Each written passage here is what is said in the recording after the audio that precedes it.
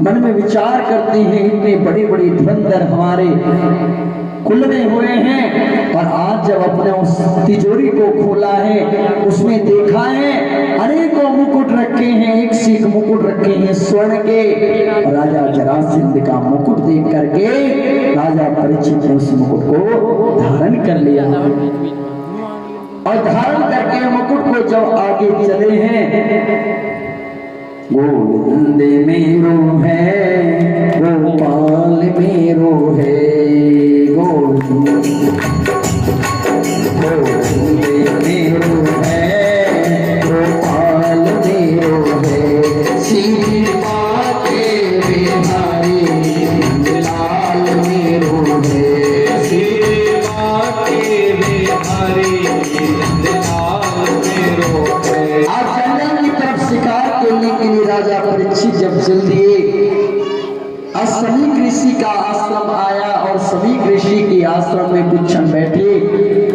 राजा ने देखा ऋषि ने सम्मान नहीं किया एक राजा आया है। जब देखा कि सम्मान नहीं किया, आज राजा ने मरा हुआ सर उठाया और उठा करके वहां चला। एक राजा ने अपनी मर्यादा का उल्लंघन करते हुए मेरे पिता के गले में मरा हुआ सर्प डाला है, मैं उसे श्राप देता हूँ कि आज से 7वें दिन तक्षक नामक सर्प के डसने से राजा की मृत्यु होगी। पश्चाताप करने लगे, मैंने ये क्या किया, मैंने सदैव ब्राह्मणों का संतों का सम्मान किया, मैंने आज इतना पाप कर्म किया है।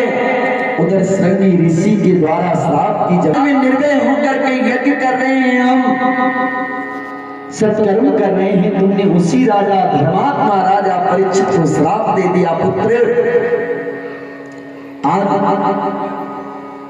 आज सभी ऋषि ने शिष्यों को भेजा कि जाओ राजा से कह दो उसके पास 7 दिन है, 7वें दिन राजा की मृत्यु हो जाएगी। तक्षक नामक सर्प के डसने से राजा से कह दो राजा के लिए कोई उपाय करे। राजा को जब पता चला, सब कुछ राजपाट छोड़ करके राजा परीक्षित जंगल में चल दिए हैं, साधु वेश धारण कर लिए, और जंगल में जब पहुंचे हैं, आज संतों को पता चला कि राजा परीक्षित आ रहे हैं। संत समागम हुआ, सभी संत एकत्रित हुए, बोले कृष्ण कन्हैया लाल की। राजा परीक्षित ने प्रश्न किया, प्रभु जिसके पास मात्र 7 दिन बचे हो उसे क्या करना चाहिए? आज संतों ने कहा कि राजा परीक्षित भगवान का भजन करना चाहिए। बोले कृष्ण कन्हैया लाल की। आज सूत जी महाराज कहते हैं, राजा परीक्षित मैं तुम्हें एक और मंगलमय कथा सुनाता हूँ कि सुखदेव जी महाराज का प्राकट्य कैसे हुआ। कौन है सुखदेव जी महाराज, कैसे आए, जिन्होंने राजा परीक्षित को ये अमृतमयी कथा का पान कराया।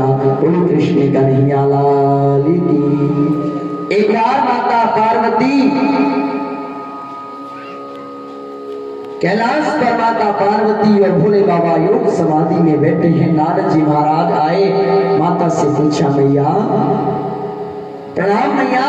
माँ ने आशीर्वाद दिया। आज कहा नारद जी ने, मैया भोले बाबा आपको सब कुछ बताते हैं। माता पार्वती कहने लगी, भोलेनाथ कुछ नहीं छुपाते। आज नारद जी कहते हैं, मैया आपको पता है भोले बाबा के गले में जो मुंडों की माला है वह किसकी है? मैया विचार करती है, किस आया था क्या? मैया कहने लगी, हाँ नारद जी आए थे। भोले बाबा समझ गए नारद का काम ही है। आज भोले बाबा ने कहा कि दीदी ये जो मुंडों की माला है ये आपकी है, आप हर जन्म में मरती हो और मैं आपको उस को धारण कर लेता हूँ, ये आपकी माला है। माता कहने लगी, भोलेनाथ मैं हर जन्म में मरती हूँ, आप हर जन्म में नहीं मरते, क्या कारण है? भोले बाबा कहते हैं देवी मैंने अमर कथा का पान किया हुआ है। माता कहने लगी कि भोलेनाथ मुझे भी वे अमर कथा सुनाइए। और भोले बाबा आज चल देते हैं, नंदी को छोड़ा, कार्तिकेय जी को छोड़ा, गणेश जी को छोड़ा, सबको छोड़ते हुए पर शिव शंकर भोले गिर जाके भरता, पर शिव शंकर भोले गिर जाके भरता। सुना रहे थे माना अमर कथा था साथ, माँ को बढ़ गया सोता मेरा मेरा तोता, माँ को बढ़ गया सोता मेरा मेरा तोता। आज भोले बाबा चल दिए हैं गुफा के अंदर और डमरू बजाया, सब जीव जंतु निकल कर बाहर चले गए। एक अंडा पड़ा है और जैसी कथा प्रारंभ हुई, धीरे धीरे जब कथा चलने लगी, पर शिव शंकर भोले गिर जाके भरता, पर शिव शंकर भोले गिर जाके भरता। सुना रहे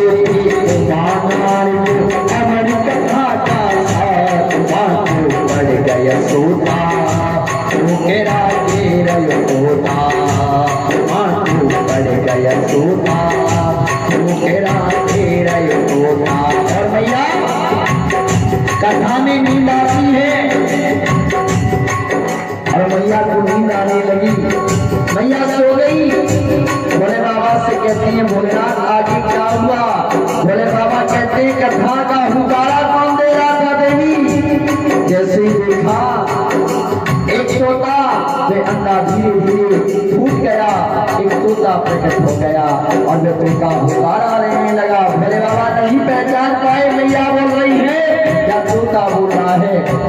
भोले बाबा को बड़ा क्रोध आया और गुस्से में भोले बाबा खड़े हुए, त्रिशूल उठाया। जब तोता उड़ने लगो है शिव ने त्रिशूल उठाया, जब तोता उड़ने लगो है शिव ने त्रिशूल उठाया।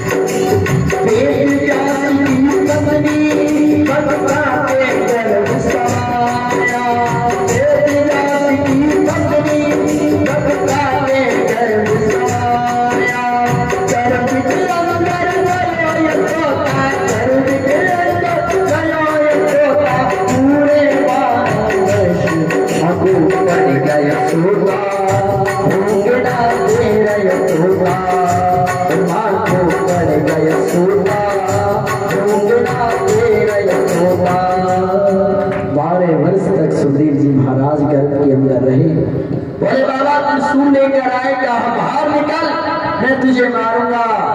वेद व्यास जी महाराज आए, प्रणाम किया त्रिपुरारी भोलेनाथ, आपके चरणों में साष्टांग नमन प्रणाम स्वीकार हो। भोलेनाथ किससे मारोगे? भोले बाबा कहते हैं एक तोता जिसने अमर कथा सुन ली है, बटका के मुख के द्वारा गर्भ के अंदर चला गया है, मैं उसे मारूंगा। आज वेद व्यास जी महाराज कहते हैं भोलेनाथ हे त्रिपुरारी, जिसने अमर कथा का पान किया हो क्या वह मर सकता है? भोले बाबा को याद आया तो भोलेनाथ चले गए। आज वही वेद व्यास जी महाराज 12 वर्ष तक गर्भ के अंदर रहे। वेद व्यास जी ने कहा सुखदेव जी महाराज सुखदेव व्यास जी महाराज कहते हैं पुत्र बाहर आओ। वही तोता 12 वर्ष तक गर्भ के अंदर रहा मटका जी के। आज जब कहा वेद व्यास जी महाराज ने पुत्र बाहर आओ, तो आज कहा कि मैं बाहर नहीं आऊंगा। क्यों? भगवान की माया मुझे जकड़ लेगी। यदि भगवान श्री हरि स्वयं मुझसे कहें कि उनकी माया नहीं व्यापेगी तो ही मैं बाहर आऊंगा। पेट के अंदर से बात करते हैं सुखदेव जी महाराज, और बाहर आते ही 12 वर्ष की अवस्था सुखदेव जी महाराज चल दिए हैं जंगलों में। कहा पुत्र रुको रुको। लताओं पताओं से आवाज आई, वेद व्यास जी महाराज कौन किसका पुत्र कौन पिता, ये माया नहीं व्यापेगी सुखदेव जी महाराज को। जब वेद व्यास जी महाराज ने भागवत जी की रचना की, अपने शिष्यों को वे श्लोक दिए, शिष्यों ने जाकर के जंगल में जब श्लोकों का गायन किया, सुखदेव जी महाराज के कानों में जब आवाज गई है, तब आज पूछा कि श्लोक कहाँ से सुने। तब कहा कि हमारे गुरुदेव हैं जिनके पास ऐसे 18,000 श्लोक हैं। नाम पूछा, तब विचार उत्पन्न हुआ, वो तो हमारे पिता हैं, और पिता की संपत्ति पर पुत्र का पूर्ण अधिकार है। बोलो कृष्ण कन्हैया लाल की।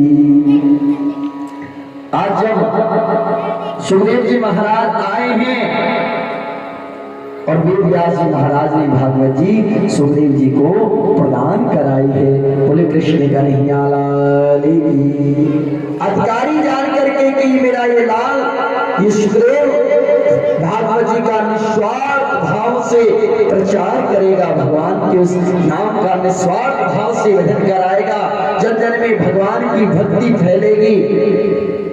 और आजकल कलिकाल में भगवान की भक्ति नहीं, आजकल व्यापार आडंबर ज्यादा हो चुका है।